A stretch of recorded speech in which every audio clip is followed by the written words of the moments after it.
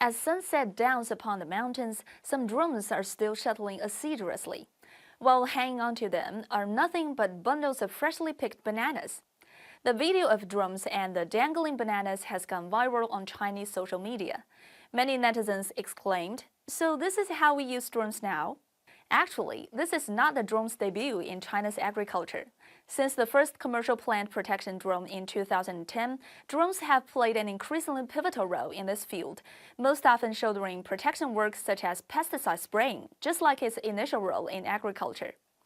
Huang Rixie, a farmer from Guangxi province, tried drones for the first time last year for the end-to-end plant protection of his mangoes, which turned out to be a pleasing experience. What used to take 4 days and 6 workers was finished within 1 day by drones.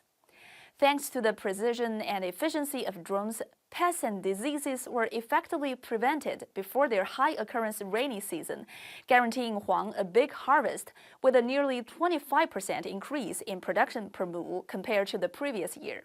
Besides, using drones instead of manpower can effectively protect farmers from the poisonous effect of pesticides.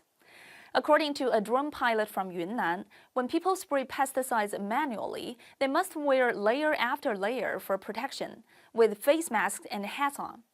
When the heat is growing, it's hard to keep garments on.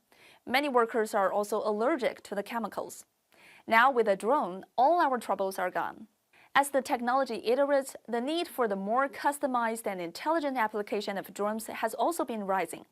Nowadays, agricultural drones can be used in more scenarios, such as targeted sowing, fertilizing, monitoring plant growth, as well as sending alarms and rescuing. What we mentioned at the beginning is using drones for transportation. In the past, the difficult terrain in mountainous areas poses challenges for agricultural machines, so manpower is the only way to ship the products out. Such low efficiency is compounded by the risk of injury. The carriers tend to be fairly aged, and too heavy a bag may lead to faults that cause harm to both people and fruits.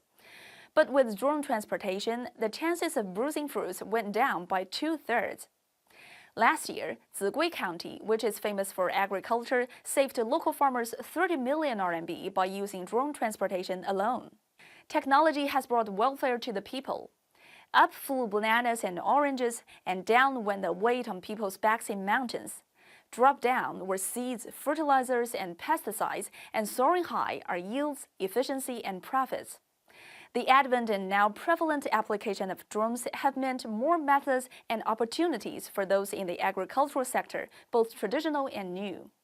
In 2024, the low-altitude economy was written into the report on the work of the government for the first time. It indicates continuous efforts in this regard, supporting the high-quality and integrated development of the low-altitude economy that has lit up other fields, including agriculture.